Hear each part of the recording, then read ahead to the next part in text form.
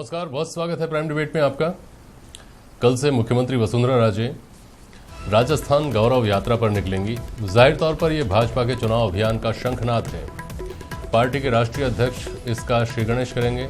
समझा जा सकता है कि पार्टी इस यात्रा को सफल बनाने में पूरी जान झोंकेगी। यह भी समझा जा सकता है कि प्रमुख विपक्षी दल कांग्रेस इस यात्रा की खामियां गिनाने में पूरी जान झोंकेगी। सरकार के 4.5 साल के कामकाज किस तरह चमका दमका कर यह यात्रा लोगों तक पहुंचाएगी, देखने वाली बात है।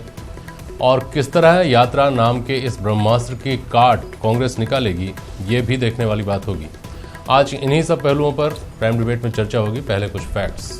प्रदेश में कल से बीजेपी का चुनावी आगाज। बीजेपी की राजस्थान गौरव यात्रा का कल से शुभारंभ। मुख्यमंत्री वसुंधरा राजे के नेतृत्व में होगी यात्रा। 7 संभाग में जाएगी बीजेपी की यात्रा।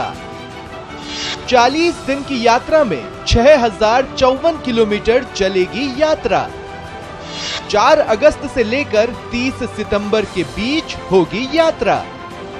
40 दिनों में 165 विधानसभा क्षेत्रों में जाएगी यात्रा। 134 स्थानों पर होगी आम सभा, 271 स्थानों पर होगा स्वागत। 18 दिवसों में राजस्थान गौरव यात्रा स्थगित रहेगी। इस यात्रा के जरिए आम मतदाता तक पहुंचना चाहती है बीजेपी। सत्ता में रहते हुए बीजेपी की ये यात्रा पहली बार हो रही है। सम्माननीय मुख्यमंत्री जी ने, वसुंधरा जी ने जो हमको एक टारगेट दिया है 180 प्लस का, हम इसको पूरा करेंगे। और हमारी विशेषता यह है कि आपने जो टारगेट दिया है उसको उनके अपेक्षाओं से आगे बढ़कर पूरा करें। कि जो हमने कार्यक्रम बनाए हैं, हमारे लिए ये आने वाला समय प्रत्येक दिन विजय दिवस के रूप में हम इसको मना रहे हैं।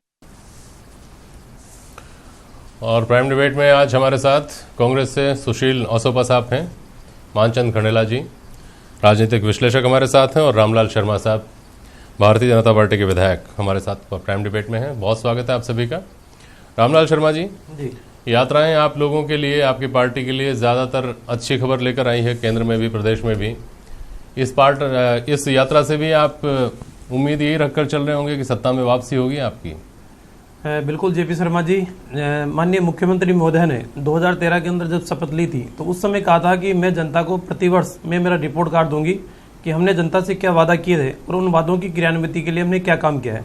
और आपने देखा भी होगा कि हर वर्ष के अंदर राज्य सरकार के द्वारा जो आयोजित होने वाला जो समारोह है, वो समारोह के अंदर उन्होंने रिपोर्ट कार्ड पेश किया कि हमने 1 साल के अंदर इन विभागों के द्वारा इन समस्याओं के समाधान भी किया है, और ये हमारा प्रगति रिपोर्ट है। और उसी दिशा के अंदर 4.5 साल में भारतीय जनता पार्टी ने जो गरीब आदमी के लिए, एक तरीके से युवाओं के लिए जो कार्य किए हैं, किसानों के लिए जो कार्य किए हैं, उन कार्यों की बताने के लिए कि हमारी सरकार ने ये वादे करके हम सत्ता के अंदर आए थे और इतने काम हमने पूरे किए हैं, और उसका एक रिपोर्ट कार्ड देने का ये राजस्थान गौरव यात्रा का ये कार्यक्रम है। और निश्चित रूप से मैं इतना दावे के साथ कह सकता हूँ कि इस गौरव यात्रा के दौरान जन जन तक राज्य सरकार की योजनाओं का लाभ किनको मिला, किनको नहीं मिला, और इस योजनाओं के अंदर कोई सुधार की गुंजाइश है, उसका फीडबैक भी इन सारी सब चीज़ों के अंदर आएगा। रामलाल जी, विपक्ष में रहते हुए यात्रा लेकर जाना समझ में आता है। आप लोगों तक पहुंचते हैं, उनके दुख दर्द पूछते हैं, जगाते भी हैं ताकि वो दुख दर्द वोट में तब्दील हो सके। अब तक ऐसा ही हुआ भी है। अब आप सत्ता पक्ष में रहकर जा रहे हैं लोगों के पास अपनी उपलब्धियां पहुंचाने के नाम पे। ये बात राजनीतिक तौर पर आप कह सकते हैं, लेकिन आम आदमी के गले नहीं उतर रही कि आपको अपनी उपलब्धियां लेकर लोगों के घर जाना पड़ रहा है कि हमने आपके लिए ये किया है। अगर उपलब्धियों से उनको कोई फील गुड होना हो तो वो तो अंदर से आता है ना सर। देखिए जेपी शर्मा जी, राजस्थान की यशस्वी मुख्यमंत्री जी ने पिछले जिलों के अंदर भी जो दौरे किए थे, जिलों में भी जो संवाद किया था, लाभार्थियों से सीधा संवाद किया था, और उसका फीडबैक निकल के आया। और आज जिस तरीके से राजस्थान की सरकार को केंद्र सरकार के द्वारा विभिन्न क्षेत्रों के अंदर जिस तरीके से किसान कर्मणीय पुरस्कार जो दिया गया, उसी के तहत स्कल के अंदर राजस्थान को सर्वश्रेष्ठ पूरे भारतवर्ष के अंदर पुरस्कार दिया गया। तो मैं ये कह सकता हूं कि राजस्थान सरकार ने बेहतरीन काम किया है। सबसे बड़ा उदाहरण तो ये है कि आईटी के क्षेत्र के अंदर पहले दक्षिण भारत के जो स्टेट थे, उन स्टेटों को प्रमुखता से देखा भी जाता था, लेकिन आज दक्षिण भारत के राज्य भी राजस्थान सरकार के आईटी के क्षेत्र के अंदर क्या क्या काम किस तरीके से किए गए, गरीब आदमी को एक अटल सेवा केंद्र में बैठकर, ग्राम पंचायतों के अंदर बैठकर उसकी समस्याओं का समाधान वो वहां पर अपनी करवा रहा है। तो उसके क्षेत्र के अंदर प्रशिक्षण लेने के लिए भी और राजस्थान सरकार के अधिकारियों को प्रशिक्षण देने के लिए भी बुलाया जा रहा है। ये राजस्थान के लिए एक सुखद अनुभूति है। निश्चित तौर पर मैं आप जो बता रहे हैं उस पर सवाल नहीं खड़े कर रहा, वो सवाल खड़े करना विपक्ष का काम है। मैं तो ये कह रहा हूँ कि ये सब बताने के लिए आपको जाने की जरूरत क्यों पड़ी? लोगों को पता नहीं चल पाया कितना कुछ हो गया? देखिए, हर आदमी ये कहता है कि सरकार बनाने के लिए या नेता अपने वोट लेने के लिए जनता के बीच में सिर्फ चुनाव मैदान के दौरान ही जाते हैं। चुनावों के बाद में जीतकर वापस मुड़कर कोई नहीं जाता, ना सरकार जाती ना जनप्रतिनिधि जाते। लेकिन ये सरकार एक ऐसी सरकार है कि जो सदैव 5 साल के इस कार्यकाल के दौरान हमेशा जनता के बीच में रही है। चाहे वो लाभार्थियों से संवाद की दृष्टि से हो और चाहे जिलों के दौरे के माध्यम से हो, हमेशा माननीय मुख्यमंत्री महोदय ने एक तरीके से राजस्थान की जनता से सीधा संवाद स्थापित करने का काम किया है। और जब सीधा संवाद स्थापित होता है तो कम से कम वो आलोचना जो होती थी कि नेता वोट लेने के बाद में या सरकार बनने के बाद में कोई पलट कर नहीं आता, उस मिथ्या को तोड़ने के लिए भी इस सरकार ने ये पहल की है। तो मेरे ख्याल से कम लोग ये नहीं कह सके कि साहब सरकार बनने के बाद में आप कभी लौटकर दोबारा हमारे गांव में, हमारे क्षेत्र में नहीं आए। और अभी भी हमारे पास जो शेष समय है, उस शेष समय के अंदर गांव की अगर कोई समस्या निकल कर आती है तो उसको भी हम मेरिट के ऊपर उसका समाधान करने का प्रयास करेंगे। ठीक बात है। सुशील आसोबा साहब, भाजपा वालों के शब्द हैं कि कांग्रेस के पेट में दर्द क्यों हो रहा है इस यात्रा को लेकर? अगर हम लोगों के लिए हमने काम किया, लोगों के लिए काम किया, लोगों के बीच जाकर उस बारे में बात करते हैं तो किसको दिक्कत? देखिए, वसुंधरा जी अगर यात्रा निकाल रही है तो हमारे पेट में बिल्कुल दर्द नहीं है, हम तो रिलीफ में हैं। क्योंकि वसुंधरा जी के नाम से प्रदेश की जनता जो है पूरी तरह रिपल्सिव है और बिल्कुल बौखलाई हुई है। मैं उससे पहले प्रश्न दूसरा उठाना चाहूँगा कि राजस्थान की ब्यूरोक्रेसी को पूरी तरह सांप सूंघ गया है। अच्छा। और मैं नाम लेकर के चीफ सेक्रेटरी डीबी गुप्ता और फाइनेंस सेक्रेटरी मुकेश शर्मा से प्रश्न कर रहा हूँ कि उन्होंने उन आदेशों पे सिग्नेचर कैसे कर दिए जिसमें ये लिखा हुआ है कि राजस्थान गौरव यात्रा के टेंट, माइक और मंच की व्यवस्था पीडब्ल्यूडी द्वारा सरकारी खर्चे पर की जाएगी जगह जगह पे। अच्छा, ये वो सवाल तो वो उसका जवाब जब आएगा तो रामलाल जी जवाब देंगे इसका। रामलाल जी मुख्यमंत्री जी ने जब संदेश यात्रा निकाली थी तो उस समय क्या व्यवस्था अपने संगठन से करवाई थी क्या? आप पूछो तो सही। आप मुख्यमंत्री जी की उस संदेश यात्रा के दौरान जो सभाएं हुई थी उसके अंदर व्यवस्थाएं किसने की थी? बताइए आसोबा साहब, जवाब मेरे दीजिए। प्रश्न के बीच उत्तर के जवाब में फिर ये बीच में बोलेंगे। प्रश्न है, मैं कह रहा हूँ 4 साल और 10 महीने 9 महीने से आपकी सरकार है। आप ऑडिट करवा लीजिए, अभी भी आपके पास 4 महीने पड़े हैं और आप डिबेट रख लीजिए और उस कागज ले आइए कि खर्चे हमने किए हैं क्या। मैं कैटेगरी के लिए कह रहा हूँ कि 1 पैसा खर्च हमने उस यात्रा में सरकार के उसमें नहीं किया और ये तो लिखित आदेश है। ये लीजिए, मैं दिखाता हूँ आपको, ये पढ़ा, आप पढ़ लीजिए। वो सारी दुनिया में घूम रहा है, घूम रहा है ना, तो फिर क्या ये तमाशा हो रहा है? लेकिन लोकतंत्र के मजाक उड़ा रहे हैं। लेकिन सरकारी खर्चे पे भाजपा के झंडे। मैं इनको एक सलाह दे रहा हूँ, रामलाल जी बोलिए मत बीच में, ये हाउस नहीं है। मैं एक सलाह दे रहा हूँ, आप बोलिए, फिर आप बोल लीजिए, आप बोल लीजिए। आप जैसा कहोगे, मैं तो नहीं बोला आपके बीच में। मैं बता रहा हूँ ना, क्या बोलेंगे आप? चीफ सेक्रेटरी को साथ बिठा लीजिए, बेहतर होगा। आप क्या बहस कर रहे हैं? आप ये डिबेट कर रहे हैं क्या? अरे बौखलाहट है आपकी। चीफ सेक्रेटरी, मैं सलाह दे रहा हूँ कि चीफ सेक्रेटरी को भी उस मंच पे बैठा लीजिए ताकि वहीं से निदान हो जाए। वो वहीं बैठा बैठा आदेश दे दे, क्योंकि नपुंसक चीफ सेक्रेटरी है, नपुंसक फाइनेंस सेक्रेटरी। देखिए, इस तरह के शब्दों का इस्तेमाल आप नहीं कर सकते आसोबा साहब। इस तरह के शब्दों का इस्तेमाल नहीं कर सकते आप। नहीं, आप इस तरह के शब्दों का इस्तेमाल नहीं कर सकते। शर्मा साहब, आप इन शब्दों का इस्तेमाल नहीं कर सकते। सुशील आसोबा साहब, आप अपने शब्द वापस लीजिए। बात सुनिए, आप अपने शब्द वापस लीजिए। नहीं आसोबा साहब, आप नहीं कह सकते। आप इस डिबेट में इन शब्दों का इस्तेमाल नहीं कर सकते किसी भी व्यक्ति के लिए। अगर आपके बारे में कोई बोलेगा तो भी बीच में मैं खड़ा हूँ।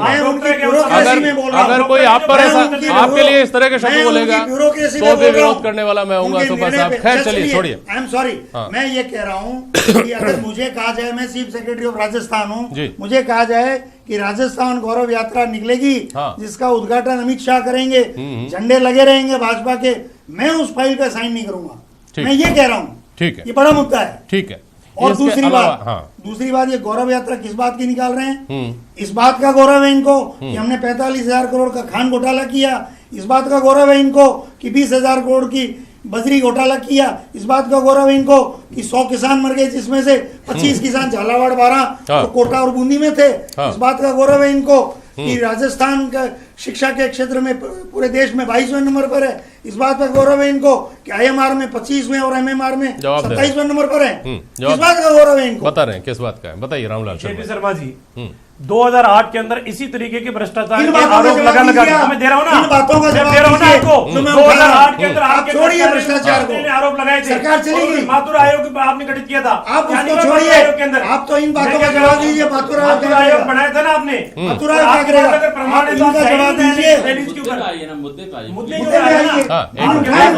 प्रमाण है, उठाए ना, हाँ जवाब तो देना दीजिए रामलाल शर्मा जी। करोड़ का घोटाला बता रहे जवाब अरे सर सुन लीजिएगा ना, फिर सवाल खड़ा करिए, बोलिए। हाँ अगर इनके पास ओसोबाजी आरोप लगा रहे हैं, इनके पास प्रमाण है, तो उन प्रमाणों के आधार के ऊपर आप आते क्यों नहीं? आप संवैधानिक तरीके से क्यों नहीं आ रहे हो? आप कानूनी तरीके से क्यों नहीं आ रहे? आप अगर सरकार आपकी नहीं सुन रही,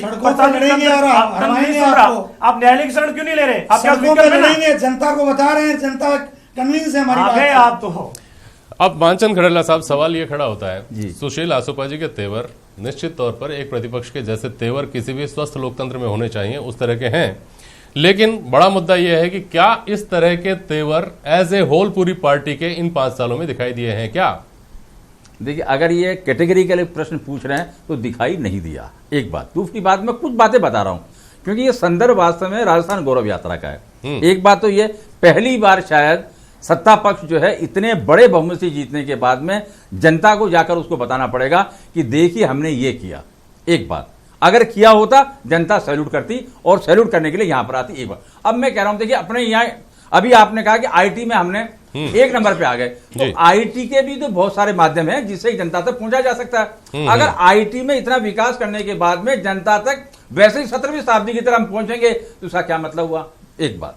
दूसरी बात मैं कहना चाह रहा हूं, जहां तक ये आसोबा साहब बोल रहे हैं, टेक्निकली ये क्या है कि राजस्थान की गौरव यात्रा यानी राजस्थान सरकार ने जो काम किए हैं उनको बताने के लिए वसुंधरा जी मुख्यमंत्री के रूप में जा रही हैं। ठीक है, इसका मतलब ये बात यही कह सकते हैं, अगर मुख्यमंत्री के रूप में जा सकती है तो सरकार उसका प्रबंध करेगी, बिल्कुल ठीक है, यहां तक बिल्कुल ठीक है। लेकिन उसका उद्घाटन करने के लिए कौन आएगा, झंडे किसके लगेंगे, ये वास्तव में जो है प्रचार करने वाली बात है। अच्छा, अभी आपने कहा बीजेपी प्रतिनिधि ने, जिससे कि हम जनता के बारे में जान सकें साहब वो कौन सी कमी रह गई, जानने का तो सवाल ही नहीं है। जब आपका जो है इलेक्शन घोषित हो जाएंगे और लग जाएगी आपने सीमा काम करने की, उसके बाद में आप कुछ नहीं कर पाएंगे। अब जो सबसे महत्वपूर्ण बात यहां पर मैं कहना चाह रहा हूं वो ये है, हाँ हम इस तरह से चुनाव लड़ रहे हैं। अमित शाह ने कहा था आज जीतने की राजनीति रह गई है और जीतने के लिए सारे हथकंडे हम अपनाएंगे और अपना रहे हैं। इसलिए कांग्रेस को भी वास्तव में जो यथार्थ है वर्तमान का उसके आधार पर ही लड़ना पड़ेगा, तर्क और वितर्क से कुछ नहीं होगा। सभा अब देखिए, अब सबसे इंपॉर्टेंट बात उसमें होती है जनता में अवधारणा महत्वपूर्ण होती है।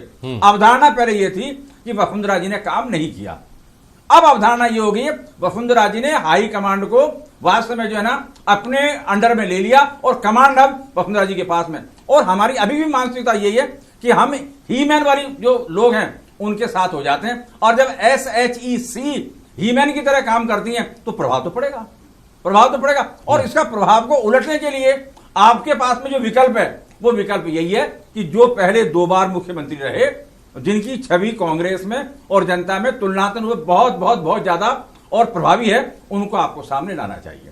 और अगर जी बोलिए, अगर ऐसा नहीं होगा तो निश्चित रूप से वो परिणाम कांग्रेस की पहले जो संभावनाएं थी आने की, अब वो आशंकाओं में बदल गए, क्योंकि उतनी आक्रामकता, उतनी रैलियां, उतने जुलूस, अभी आपने सारी बातें कही, इतनी सभाएं, इतने बोलने वाले वो लोग एकत्र नहीं हो सकते। क्यों?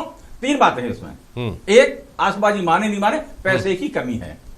दूसरी बात, संगठन में कार्यकर्ताओं की कमी, मैं कार्यकर्ताओं की बात कर रहा हूं, आदमी तो बहुत है। और तीसरा, वो वास्तव में जो आक्रामक रूप से जो उनको सूचनापूर्ण तरीके से और सामयिक विषयों पर जानकारी होते हुए जो आक्रामकता दिखानी चाहिए वो उसकी नहीं है कमी। और जो सबको दिख रही कमी वो तो यही है कि हम किसके नेतृत्व में चुनाव लड़ेंगे, सामूहिक नेतृत्व में चुनाव लड़ेंगे। मैं पहले भी एक बार कहा था, सामूहिक नेतृत्व में चुनाव कांग्रेस पार्टी तब लड़ा करती थी जब केंद्रीय नेतृत्व बहुत बहुत स्ट्रांग हुआ करता था। अब वो बात वहां पर नहीं है। ठीक है, आसोबा साहब बताइए कैसे भरपाई करेंगे जो कमियां बताई मानचंद खड़ेला साहब ने, कार्यकर्ताओं की कमी और नेताओं की अधिकता भी बराबर की चुनौती है। देखिए, खंडेला साहब को मेरे से वरिष्ठ हैं और चूंकि स्वतंत्र पत्रकार हैं इसलिए मैं उस पर टिप्पणी नहीं करूंगा, लेकिन आपको ये रिकलेक्ट कराना चाहूंगा उनको, क्योंकि कांग्रेस से भी ये जुड़े हुए हैं कुछ समय तक के लिए जी। 98 में जो सेंटर था कांग्रेस का, जी। सोनिया जी को अध्यक्ष बने हुए 1-1.5 साल हुआ था। हाँ। और आपने देखा नहीं कि राजस्थान में सामूहिक नेतृत्व था और सीनियर लीडर्स हमारे थे प्लेटफॉर्म पे, और सामूहिक नेतृत्व के अंतर्गत हमें 156 सीटें लेकर के आए। और बाद में 2008 में भी आपने देखा सामूहिक नेतृत्व था, ठीक है, वसुंधरा जी थी, सामने चुनौती थी, तो 96 पे हम रह गए। परंतु कांग्रेस का जो कार्य प्रणाली है वो शुरू से सामूहिक नेतृत्व की रही है। और जो नेतृत्व के बारे में तो अंतिम कई बार चुनाव बात हुई है है वो सुबह साहब। लीडरशिप, मैं तो ये समझना चाह रहा हूँ। मंशा और उसको लेकर के होता है। आज जो चुनाव हो रहा है 4 महीने बाद ही जी। है, आप गली गली चले जाइए, कहीं खड़े होकर बात करिए, वसुंधरा जी की कार्य प्रणाली की वजह से वसुंधरा जी वर्सेस पीपल हो चुका है चुनाव। पीपल भाई ने वर्डिक्ट दे दिया है कि वसुंधरा जी हमें अब नहीं चाहिए। बिल्कुल बिल्कुल, आपकी पार्टी ने मान लिया है। आपकी पार्टी की जो कामकाज करने का तरीका है, अभी चुनाव लड़ने का जो तौर तरीका दिख रहा है, उससे ये लगता है कि लोगों ने मान लिया है, ये आपने मान लिया है कि लोग तो भाजपा से आज ही जा चुके, सरकार तो जानी है और हमारे पास ही आएगी, विकल्प हम ही है, कुछ करने की जरूरत क्या है। मुझे एक अवसर दिया, इसको मैं पूरी बोल लूं इस बात को। हाँ करिए। इन 4-4.5 सालों में कांग्रेस ने एज ए ऑर्गेनाइजेशन, आप गतिविधि उठा के देख लीजिए, मैं तो शुरू से वीआरएस लेकर के आया जब से देख रहा हूँ, इंस्टीट्यूशन की तरह काम कर रही है। लोकसभा के चुनाव के 4 महीने बाद यहाँ उपचुनाव थे विधानसभा के, 4-5 संगठनों ने चारों जगह छितर गए और ये हर जगह जो इन्होंने 17,000 स्कूलें बंद की, उसका गांव बात की, जो महंगाई बढ़ी उन 5 महीनों में, रोडवेज, पेट्रोल, रेलवे, उसकी बात की, लोगों को कन्विंस किया। अजमेर अलवर तक आ जाइए, अब 55% तक हमारा वोट हो गया है। मैं आपसे जानना चाह रहा हूँ, परिणाम है ना मैं एक बात जानना चाह रहा हूँ आपसे। पिछले एक महीने से के अंदर भाजपा से जुड़ी हुई जो लोगों ने खबरें पढ़ी और कांग्रेस से जुड़ी हुई जो लोगों ने खबरें पढ़ी मीडिया में, वो क्या थी, जरा सा 1 महीने की केवल आप बात देख लीजिए, क्योंकि ये महीना महत्वपूर्ण है। हम चुनाव के 6 महीने पहले खड़े हैं, हम चुनाव से 4 महीने पहले, 5 महीने पहले बात कर रहे हैं। भाजपा को लेकर लोगों ने पढ़ा कि नरेंद्र मोदी जयपुर आए, भाजपा को लेकर लोगों ने पढ़ा कि अमित शाह यहां आए, भाजपा को लेकर लोगों ने पढ़ा कि भाजपा के मतभेद खत्म हो गए हैं, तीनों एकजुट हो गए हैं, जो क्षत्रप कभी अलग अलग समय माने जा रहे थे वो, और भाजपा में सहमति से कैसे भी बनी हो मदन लाल सैनी प्रदेश अध्यक्ष बन गए हैं। भाजपा राजस्थान गौरव यात्रा करने जा रही है। कांग्रेस के बारे में एकमात्र खबर जो पढ़ी सुनी गई, या तो राहुल गांधी ने आंख मारी, ये खबर सुर्खियों में रही केंद्रीय नेतृत्व की अगर बात करें तो, और अगर राज्य की बात करें तो अशोक गहलोत ने कहा कि मैं आप लोगों के बीच ही हूं, पिछले 10 साल से चेहरा कहां तलाश रहे हो। सचिन पायलट ने कहा कि बड़े बड़े नेताओं को नहीं राहुल गांधी ने मौका दिया, मुझे दिया, 25 साल की उम्र में, 31 साल की उम्र में, 35 साल की उम्र में। मैं ये कहना चाह रहा हूं आपसे, जो कहा मानचंद खड़ेला जी ने, अवधारणा और कैसे बनती है, पहले से क्या बनी हुई है, महत्वपूर्ण हो सकता है, लेकिन यह भी महत्वपूर्ण है कि चुनाव के 4 महीने पहले अब क्या अवधारणा बन रही है। अशोभा साहब। सर ऐसा ही, ये अवधारणा केवल जयपुर और राजधानी में दिखाई देती है। ये जो कलेक्टिव लीडरशिप है, इसके कहीं ना कहीं आप देखिए नीचे वर्कर्स तक भी कोई परकोलेशन होता है, ये सिस्टम है। खंडेला साहब भी जानते हैं, आप भी जानते हैं। जी। लेकिन जो चुनाव परिणाम आ रहे हैं वो वर्कर्स सब कलेक्टिव होकर के ये परिणाम दे रहे हैं, जो आप अजमेर, अलवर, पंचायती राज, नगरपालिका के उपचुनाव और शुरू से देख रहे हैं। इसलिए वर्कर्स सब एक हैं और लीडर्स भी एक हैं। जो ये मीडिया का और जो इंडिविजुअलिज्म की कहीं कहीं बात आती है, उसका पटाक्षेप कल पायलट साहब ने भी अपने इंटरव्यू में कर दिया है कि पार्टी ने सवाल नहीं उठा रहा सुपा जी, मैं पार्टी को वापस देना है। मेरा सवाल दरअसल ये है कि ये सब तो आप करिए, लेकिन आप चुनाव लड़ने के क्रम में क्या क्या कर रहे हैं वो भी तो लोगों के बीच आता। आपको राहुल गांधी जी सीकर आ रहे हैं, उसके बाद आपको सब सामने आएगा। ठीक है सर। रामलाल शर्मा कुछ कह रहे हैं। जेपी शर्मा जी, मैं ये कहना चाहूंगा उस्तफा जी से, उस्तफा जी आपके संगठन के कार्यक्रम, आपने कहा ना कि हम 4.5 साल से जनता के बीच में जाके जनता की समस्याओं को सरकार के सामने लाने का काम कर रहे हैं। एक भी समस्या अगर सकारात्मक रूप से आप जनता की सरकार के सामने लेकर आते तो मैं कहता कि आपने वास्तव में विपक्ष की भूमिका के अंदर काम किया है। पिछले 1 मिनट उस्मा जी, मैंने आपको डिस्टर्ब नहीं किया, उस्मा जी 1 मिनट मेरी बात सुन लो। आपने कार्यक्रम चलाया आपके संगठन का, मेरा बूथ मेरा गौरव, क्या स्थिति रही? सापुरा के अंदर क्या स्थिति रही? हमारे सीकर के अंदर क्या स्थिति रही? बीकानेर में क्या स्थिति रही? सवाई माधोपुर में क्या स्थिति रही? आप जनता की समस्याओं के समाधान के लिए संघर्ष नहीं करे, आप जनता के हित में संघर्ष नहीं करे, आप सिर्फ संघर्ष कर रहे हो अपने आप को स्थापित करने के लिए, आप संघर्ष कर रहे हो अपने नेता को वर्चस्व पूरे प्रदेश के अंदर स्थापित करने के लिए। आपको जनता की समस्याओं से कोई लेना देना नहीं है। पिछले 4.5 साल में भारतीय जनता पार्टी ने हर नीतिगत निर्णय किए, राजनीतिक निर्णय नहीं किए, स्वार्थों के निर्णय नहीं किए, नीतिगत निर्णय। प्रत्येक प्रदेश की ग्राम पंचायतों के अंदर एक गौरवपथ बनेगा। माननीय मुख्यमंत्री महोदय ने पूरे राजस्थान की समस्त ग्राम पंचायतों ने गौरवपथ बनाने का काम किया। पूरे प्रदेश की समस्त ग्राम पंचायतों में सीनियर सेकेंडरी स्कूल खोलने का काम किया, स्कूलों को क्रमोन्नत करने का काम किया। पूरे प्रदेश के अंदर वर्षों से अटकी पड़ी पदोन्नति को सकारात्मक विपक्ष की भूमिका असोपा जी की पार्टी ने नहीं निभाई, इसका जवाब दे रहे हैं असोपा साहब। समय बहुत कम है, बहुत संक्षेप। एक लाइन, अगर आपने नहीं सही निर्णय किए तो सचिन पायलट जी, गहलोत साहब, सीपी जोशी जी दिल्ली की सड़कों पे पैदल 3 किलोमीटर चल के प्रतीकात्मक सीवीसी को शिकायत करके आए। 653 खानों की कैंसिल क्यों किया आपने, ये बता दीजिए। चलिए, अगर हमने कोई भी सही बात नहीं उठाई तो वो खानों का अलॉटमेंट कैंसिल क्यों किया, और उसका नुकसान क्या हुआ प्रदेश को, सुनिएगा। वो गलत अलॉटमेंट नहीं होके उस समय सही अलॉटमेंट होते तो आज कितना खनन होके और इकोनॉमी बढ़ती। जब खान कर दिया हो गया सर, मैं मुद्दे की बात कर रहा हूँ। अगर 30 सेकंड में वाइंड अप करिए बस। केवल उन कांग्रेस माने सरकार की असफलताओं पर आधारित होकर, मैं आपकी बात कर रहा हूँ, आदरणीय मैं आपकी बात कर रहा हूँ, मैं ये कह रहा हूँ वो उन सफलताओं पर अरे उपलब्धि है, मैं मान लिया आपकी बात, मैं आपको सुझाव दे रहा हूँ कि उन जो असफलताओं पर केंद्रित होकर इधर उधर डिबेट नहीं होकर और अगर आप आक्रामक तरीके से आप चुनाव प्रचार करते हैं तो संभावनाएं बनती हैं। लेकिन जो डिबेट होंगी बीजेपी की तरफ से, यानी कभी एस के नाम पर कभी वाई के नाम पर, नाम लेना नहीं चाहता मैं, तो वो जो गैर मुद्दे हैं उन पर आप केंद्रित मत करिए। ये विषय कभी आप उस विषय को लाते हैं, ठीक है सर। कल से यात्रा शुरू हो रही है, शुभकामनाएं रामलाल जी आपको यात्रा की सफलता के लिए, और शुभकामनाएं आपको भी असोपा जी, जिस तरह के प्रयास आप करेंगे प्रतिपक्ष में रहने के नाते, उनके लिए भी बहुत शुक्रिया आप सभी मेहमानों का। आज के लिए बस इतना ही, नमस्कार।